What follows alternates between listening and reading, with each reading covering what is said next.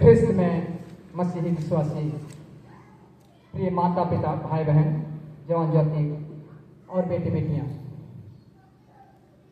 आज का वचन निमंत्रण के विषय में आज हम देख पाते हैं। और निमंत्रण एक ऐसी चीज है जो हमें प्रेम को प्रकट करता है, प्रेम को, दया को, अनुग्रह को प्रकट करता है।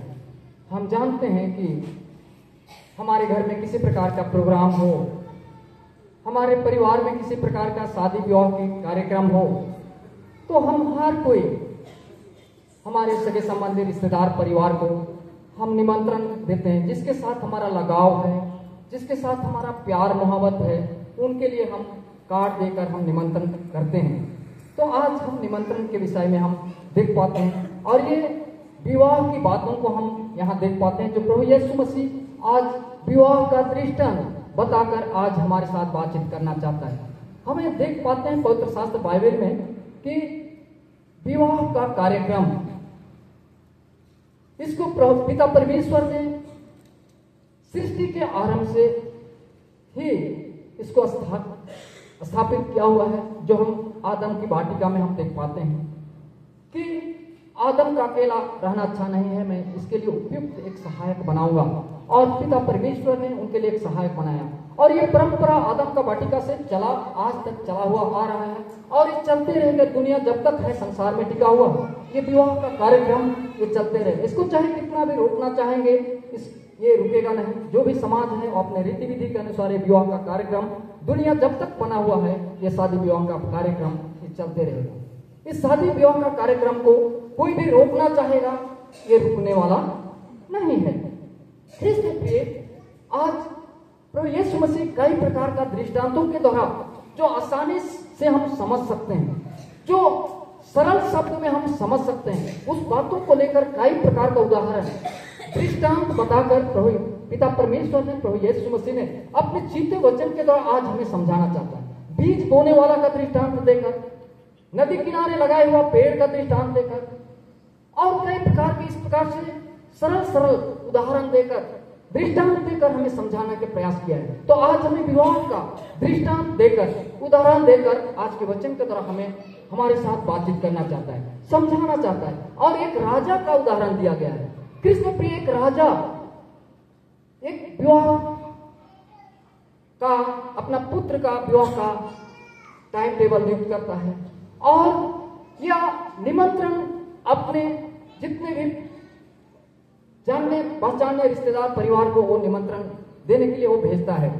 कृष्ण प्रिय हम देख पाते हैं कि वो राजा विवाह का सब कुछ तैयारी करता है और कार्ड भी बांट देता है, निमंत्रण करता है, और समय जब आ जाता है वह अपने सेवकों को, निमंत्रित किए लोगों को बुलाने के लिए भेजते हैं। कृष्ण प्रिय यहाँ पर हम देख पाते हैं कि वो निमंत्रित लोग आने के लिए वो कतरते हैं। वो कई तो अपने व्यापार में चले जाते हैं, कोई कामों का बहाना करते हैं, और इस प्रकार से वो लोग निमंत्रण किया हुआ उस राजा का भोज में वह वे लोग आना नहीं चाहते हैं। कृष्ण प्रिय यहाँ पर हम देख पाते हैं, और इस भोज में वो लोग निमंत्रित कोई भी लोग नहीं आना चाहा और सब लोग कतर कर उस भोज में जाने से अपने आप को साइड करके वो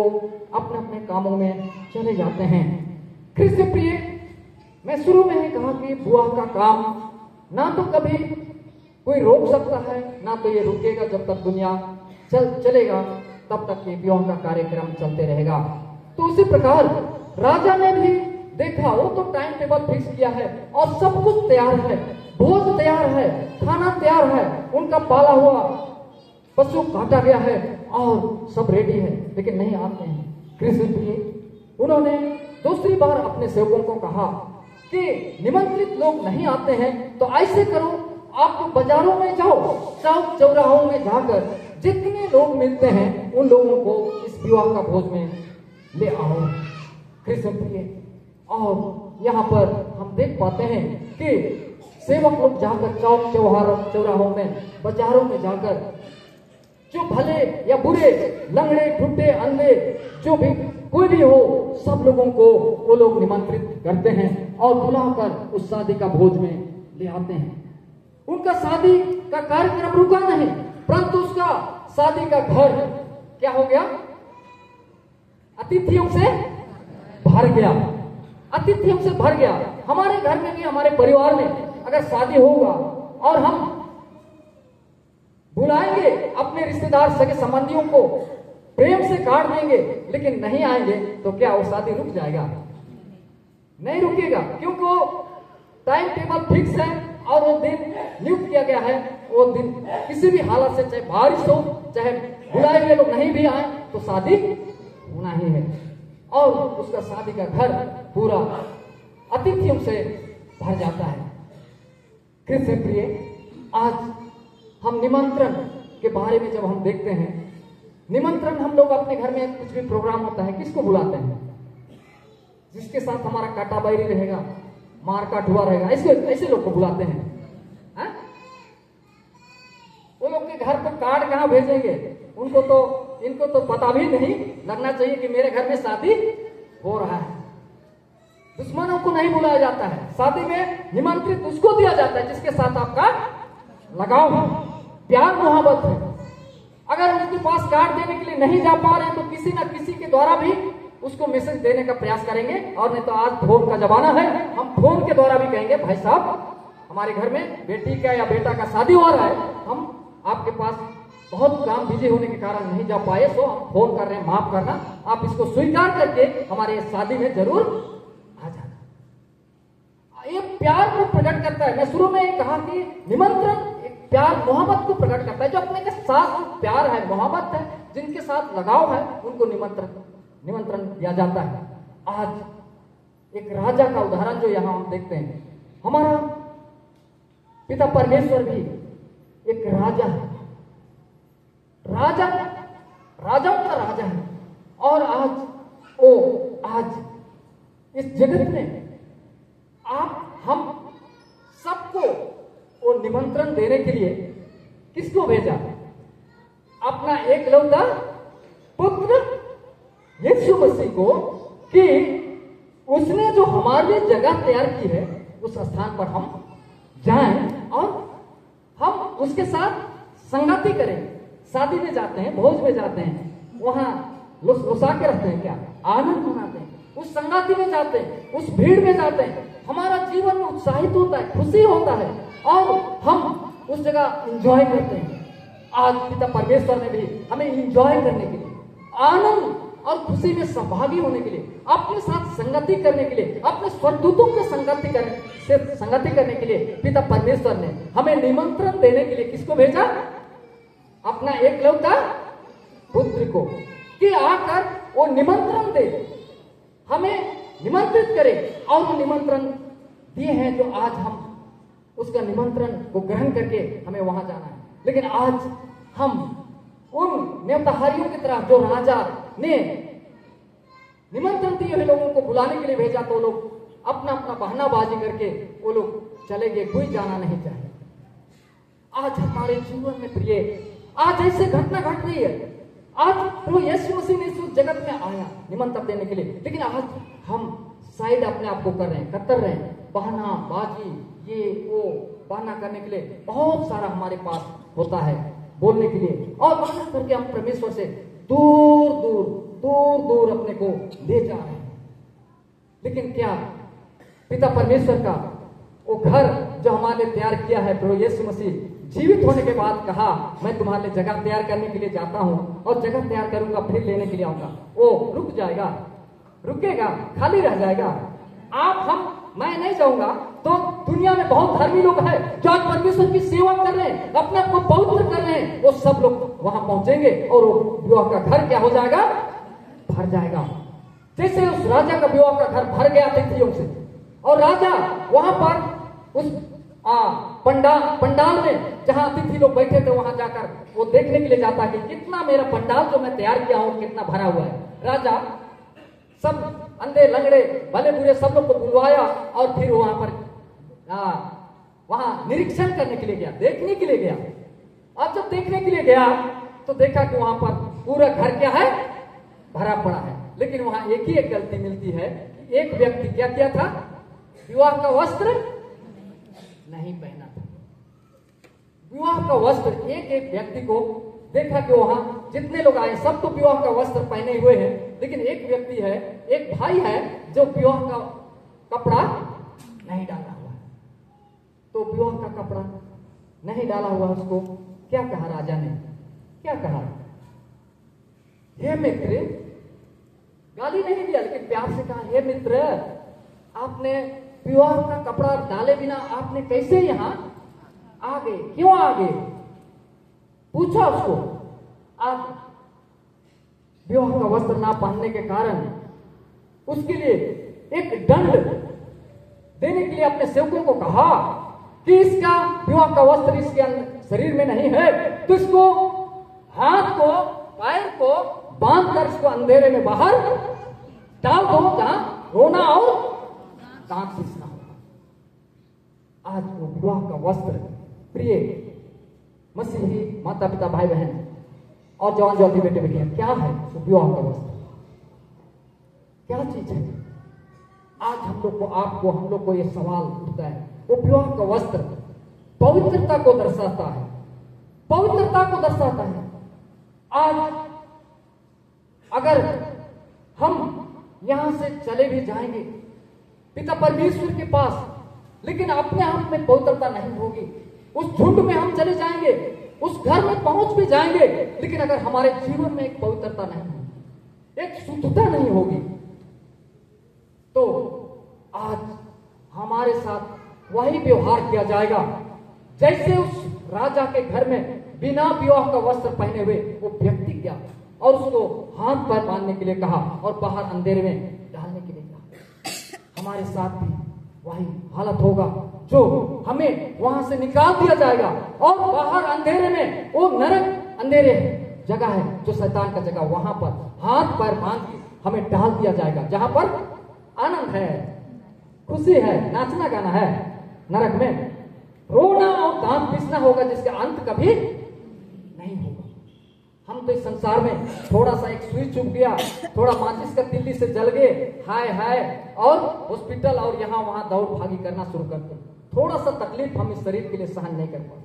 लेकिन वो प्यारे रोना और दांत पीसना, वो नरक का जीवन, आज उसको इस संसार का दुख के साथ तुलना कर सकते हैं, कर सकते हैं? नहीं। संसार का दुख तो नॉर्मल है और इसके लिए हर एक शरीर का एक एक पार्ट्स का डॉक्टर्स भी तैयार है, लेकिन वहां कोई डॉक्टर उसका इलाज करने के लिए नहीं है। कृष्ण प्रिय, आज हम निमंत्रित किए हुए लोग हैं। आज प्रभु यीशु मसीह इस जगत में आने के दौरान आज से 2000 वर्ष पहले आकर हमें निमंत्रण दे चुके हैं। आज आप और हम, हमारे लोग ही, ये दुनिया के लोगों ने ही वो निमंत्रण देने के लिए आए। हमारा प्रभु यीशु मसीह, उस राजा का सेवक लोग जब गए तो कुछ तो व्यापार में चले गए, कोई अपने धंधे काम में चले गए, लेकिन कुछ बचे हुए थे लोग, वो लोग क्या किया, जो राजा का सेवक लोग बुलाने के लिए गए थे उनके साथ दुर्व्यवहार किया, मारा पीटा और उनको हत्या कर दिया। आज आप हम सब लोग हैं, आज जो बुलाने के लिए आए, आज निमंत्रण देने के लिए हमारे प्रभु यीशु आए। आज आप और हमारे जगत के लोग ही, हमारे भाई लोगों ने ही, यहूदी लोगों ने ही आज उनको क्या कर दिए, मारे और उसके ऊपर लटका दिया। आज भला आज हमारा जीवन में, आज हम तौले हमारा भारत में भी हमें न्योता देने के लिए, हमारा सुसमाचार सुनाने के लिए हमारा भारत में कौन आया, प्रभु यीशु का सेवक, उसका नाम थॉमस। कौन? संत थॉमस। उसको आज हमारे भारत के लोग ही कहां पर, मद्रास में, उसको क्या कर दिए, मार डाले। आज मिशन पर्व मना रहे हैं। आज दिल्ली शहर से परमेश्वर की दया हुई हमें बचाने के लिए, हमें छुटकारा दिलाने के लिए, उस शैतान के बंधन से आज हमें उस अंधकार से उजाले में लाने के लिए परमेश्वर ने चुना दूसरा साहब को और वहां से सेवक लोग तैयार करके उस झारखंड छोटानागपुर भारत में आते हैं और सुसमाचार सुनाते। आज इसके बदौलत आज हम उंजियाले में हैं। आज इतने सारे हम प्रिय भाई बहन माता पिता सब आज हम रोशनी में चलने वाले हैं। आज बुलाए हुए लोग हैं, आज हम निमंत्रित किए हुए लोग हैं। परमेश्वर ने अलग अलग योजना के तहत आज हमारे पूर्वजों को अपने रोशनी में लाया। जो प्रिय आज हम उसके बेटे बेटी नाती पोते हो सकते हैं, हमारे बाप दादे का, आज हम लोग रोशनी में हैं। लेकिन आज दुख की बात है, आज हम लोग रोशनी के लोग होकर भी आज हम अंधेरे को ज्यादा पसंद करते हैं। दूर दूर अपने को परमेश्वर से अलग करके दूर ले जाना चाहते हैं, दूर चले जाना चाहते हैं। पर दूर जा सकते हैं परमेश्वर से? जा सकते हैं? नहीं जा सकते हैं, छूट नहीं सकते, परमेश्वर से अलग नहीं हो सकते। हम लोग देख पाते हैं योना को, परमेश्वर का दास था। योना को तरसीस नीनवे नगर जाने के लिए बोला परमेश्वर ने वचन को लेकर। योना कहां जा रहे थे? नीनवे गए, तरसीस। वो परमेश्वर का दृष्टि से भागना चाह रहे थे, भाग पाए? नहीं भाग पाए। जहाज में चढ़ के भाग रहे थे, नहीं भाग पाए। और समुद्र में फेंका जाता है, मछली के पेट में जाता है, मछली के पेट में प्रार्थना करता है। वो मछली का पेट प्रार्थना करने का जगह है? हाँ, मछली का पेट प्रार्थना करने का जगह नहीं है। हमारा घर बनाया हुआ है, घर में प्रार्थना कर सकते हैं, रास्ता में प्रार्थना कर सकते हैं, गिरजाघर में प्रार्थना कर सकते हैं। योना को कहां प्रार्थना करना पड़ा? हाँ, मछली के पेट में। प्रस्ताव कहां करना पड़ा? मछली के पेट में। प्रिय, आज हमारे गोल्डन चांस है आज प्रस्ताव करना, आज अपने आप को पवित्र करना। आज हमारे लिए बहुत अच्छा चांस है, अच्छा चांस है जो आज हम यहां प्रस्ताव कर सकते हैं। अभी अपने आप को पवित्र कर सकते हैं, अपने आप को शुद्ध कर सकते हैं। वो विवाह का वस्त्र वही पवित्रता है जो आज अपने आप को पवित्र करें, तो आज हम वहां पर परमेश्वर के दूतों के साथ हम सहभागी हो सकते हैं। आज हम देख पाते हैं, आज अनुग्रह में हम जीवन जी रहे हैं।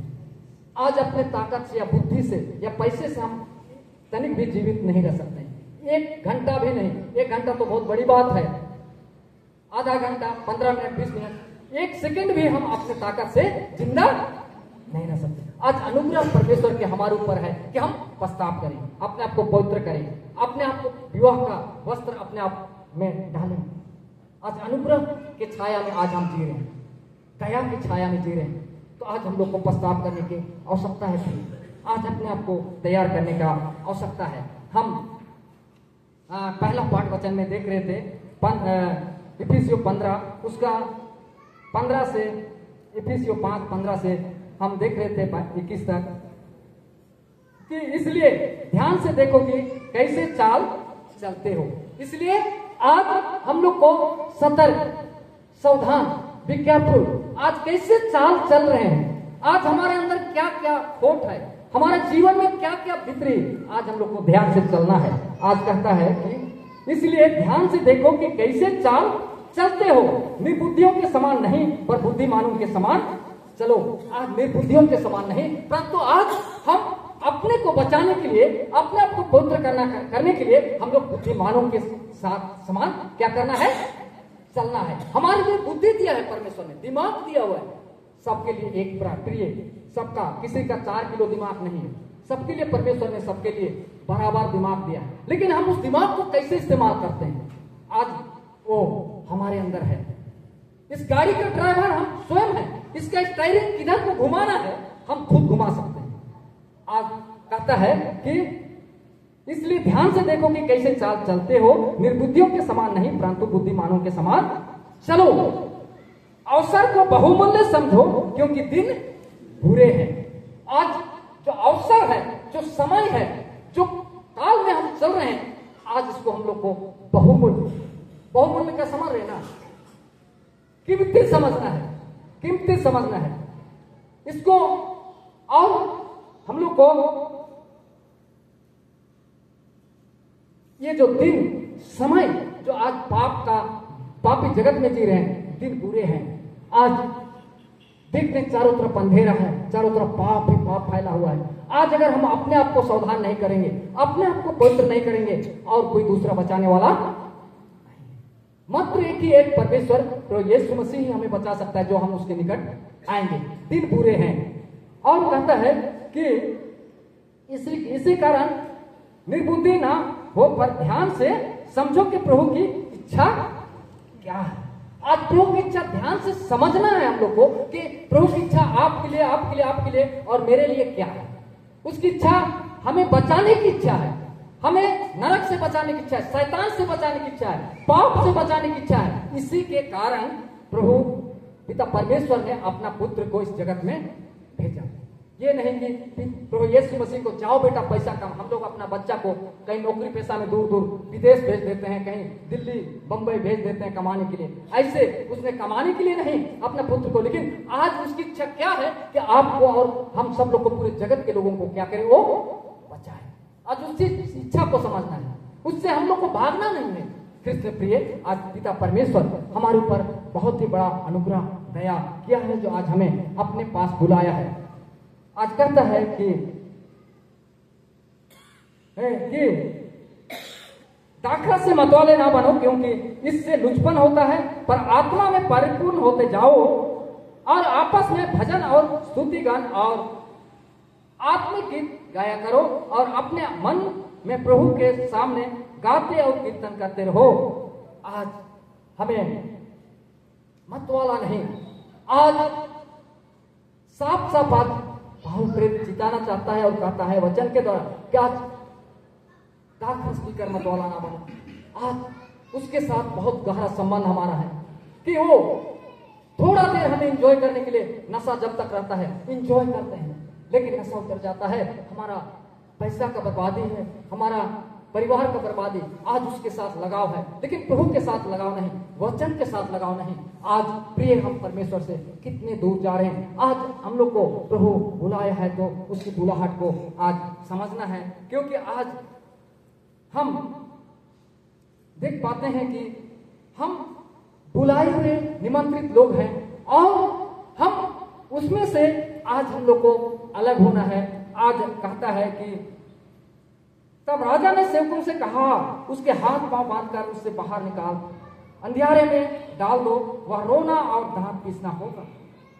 अपने सेवकों से उस व्यक्ति को कहा जिससे वियोग का वस्त्र जिसके शरीर में ही नहीं था, हाथ पैर बांधकर बाहर फेंक दो, जहां रोना और दांत पीसना होगा। प्रिय, वो दुख का दिन हमें देखना ना पड़े, वो ऐसे अवसर हमें ना मिले कि आज हमारा हाथ पांव बांध के नरक में डाला जाए, जो नरक शैतान का स्थान है, जो रोना और दांत पीसने का स्थान है। आज हम बुलाए हुए निमंत्रित लोग हैं। आज वचन में आखिर मत्ती 22 का 14 में कहता है, क्योंकि बुलाए हुए तो बहुत है, परंतु चुने हुए थोड़े हैं। आज हम चुने हुए में, आज बुलाए हुए निमंत्रित लोग तो है ही, लेकिन हम चुने हुए होने की आवश्यकता है। प्रिय, आज चुना हुआ, अलग किया हुआ लोगों में से होना है।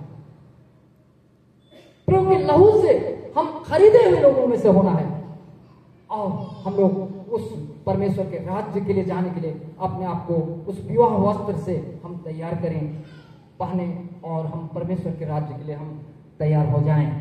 क्योंकि प्रभु परमेश्वर आज आपके साथ, हमारे साथ बहुत अधिक प्यार किया, प्रिय, क्योंकि अपना एकलौता पुत्र दिया, और आज उसने हमें बुलाया है। आज हमारे पास ये निमंत्रित कार्ड है, आज ये हर एक के घर में होगा। आज इसको पढ़ें, आज समझें, और हम अपने आप को पवित्र करें, अपने आप को विवाह वस्त्र से हम तैयार करें कि हम जिस दिन प्रभु आएंगे हमें लेने के लिए, उस दिन हम उसके दूतों के साथ, प्रभु के साथ, उसकी संगति में हम मिल पाए। प्रभु परमेश्वर आज की स्थिति प्रवचन में हम हर एक बुजुर्ग माता पिता और भाई बहन, जवान जुआती बेटे बेटियों के साथ अपने पवित्र आत्मा को दे, अगुवाई करे, और हमें एक पश्चातापी जीवन, हमें मन फिराव जीवन देने के लिए प्रभु तैयार करें, और हम एक पवित्रता के साथ प्रभु के साथ हम लोग उपस्थित हों। प्रभु हमारे लिए अवसर दिया है प्रिय, इसको हम लोग कीमती समझते हुए उसके निकट आएंगे। प्रभु पिता परमेश्वर हमें अपने पवित्र आत्मा की अगुवाई करे, इस वचन की तरफ बहुत अच्छे हम हर एक को आशीष दें। आमीन।